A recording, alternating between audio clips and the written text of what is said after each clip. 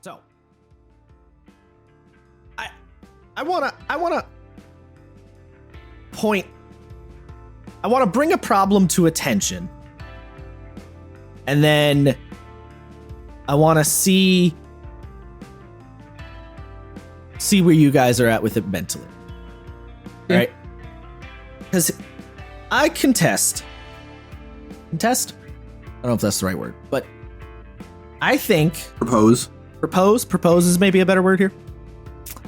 I think the problem that the Ranger has, and this is not a wholly unique thought to me. I've heard other people say it, particularly Nerd Immersion has mentioned it many, many times over on his YouTube, which is kind of what sparked the whole train of thought. And he's the reason that I'm like, we need to talk about Ranger. The problem that Ranger has is not, its animals suck, or it should or should not have magic, or it's got a bunch of bad features, or it's not any one little specific thing. Ranger's problem is it lacks a mechanical identity. See, I was going to say like some sort of identity, like identity in general. But not fictional. No, see, here's the thing. I think the fictional identity of Ranger is fine. It lacks a mechanical, it lacks a game design identity. I think that's the problem. Yeah, I agree. Because like you talk to most people and they're like, what's a Ranger? And they're like, yeah, it's the person with the bow. And it's like, no, It's a little more than that. Right. So I'm going to go through each of the classes here real quick, because I think this is interesting, because I thought about this on my own and I was like, does every other class have an identity mechanically? And the answer is yes, with like one exception. And you can take a guess who the exception is going to be. So Barbarian. Is it Fighter? No, it's not Fighter. Wow. I think Fighter does have an identity. Barbarian. Obvious identity. Angie Man, right? Rage. Brutal criticals. Going down to 1 HP, staying up, right? Very clear mechanical, like, this is my shit. Big, strong man. Bard. Bardic inspirations. A wide swath of the types of spells they get. The ability to pick up any spell. Song of Rest if they don't fucking get rid of it. You know. Yeah. Anyway. Cleric. The most powerful healing spells, the most powerful resurrection spells, divine intervention, channel divinity. I was gonna say, arguably the strongest spellcaster. Channel divinity, turn undead is obviously iconic.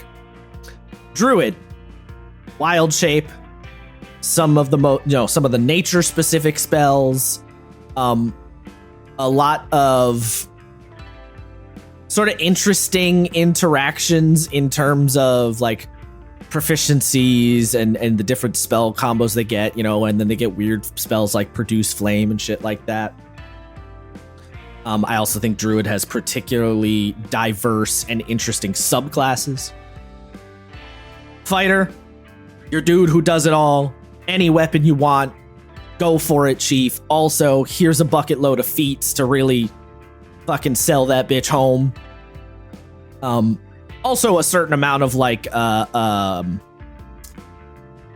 mechanically, Fighter is able to keep going and going and going. They have a mechanical endurance that a lot of the other classes, I don't think any other class has, really. Monk, you could argue. Maybe Monk, yeah. Which actually makes sense. Like Fighter doesn't have a lot of resources they need to worry about, and the few resources they have, pretty good.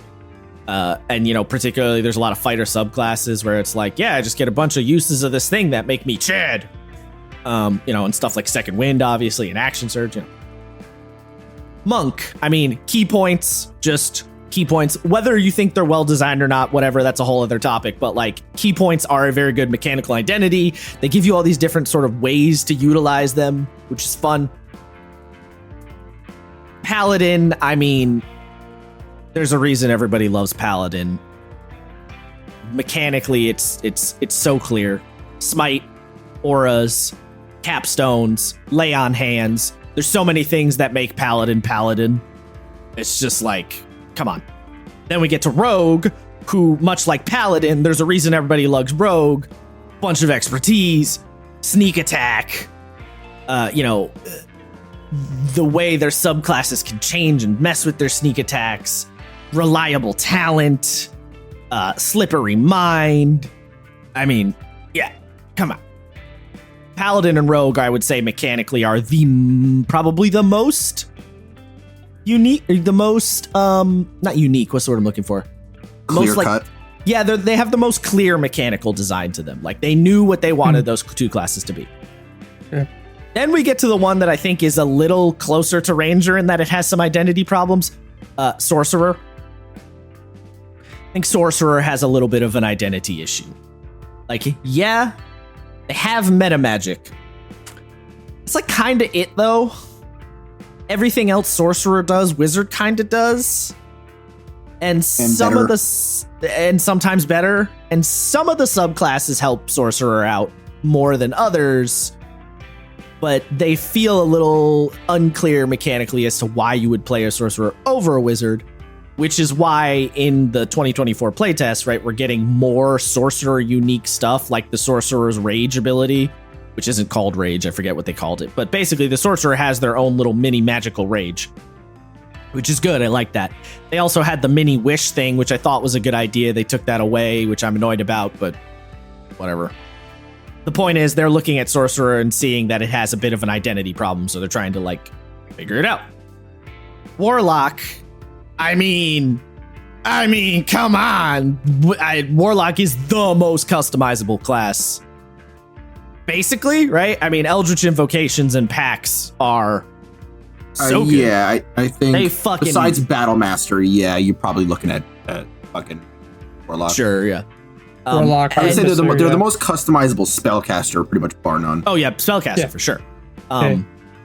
And whether you like Pact Magic or not is, you know, its own thing, but Pact Magic is a unique and interesting idea. Yeah. When we haven't done a Warlock. Yeah, no, we haven't done a Warlock episode. No, we haven't. When we get to No. Warlock episode, there's some interesting design things I realized about Warlocks in that Warlocks are spellcasters that play like marshals. Yes. Yeah. Which I thought was really interesting when I really like broke down the game, like the design of it in my head, just thinking about it. I was like, oh, that's a lot cooler than I thought originally. However, Warlock has a marketing problem. Yeah, Because- a little bit. Yeah. A lot of Yeah. people expect Warlock to be evil wizard, and it's not. But anyway, we'll get into that in the Warlock episode. And then Wizard is just Magic McMagic guy, right? They're just Spell McSteve, like big spell guy, big spell Steve. You know, that's their thing. They have the most spells. They can learn the most spells. They have the most options of spells. They can continuously add spells. You know, they also, their subclasses key off of the types of spells. Even though they're talking about getting rid of that in 2024, which I fucking just... Why? It's one of the coolest things about Wizard. It's fine. I'll go cry now. We're losing Necromancer. Yeah. Are how we do you actually? guys- Wait, what? Yeah, we're losing Yeah. Necromancer. So they're only going to be Why? 4 cleric doing subclasses four- and 4 wizard subclasses. Yeah, they're doing Yeah. 4. They're doing 4 subclasses for everyone. And the reason...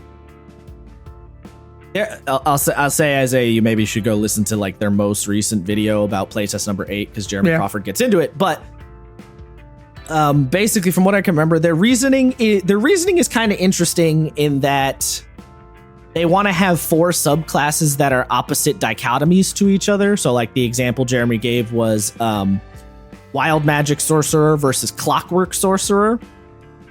And then the other 2 were Dragon Sorcerer versus Or I thought it was Divine Soul?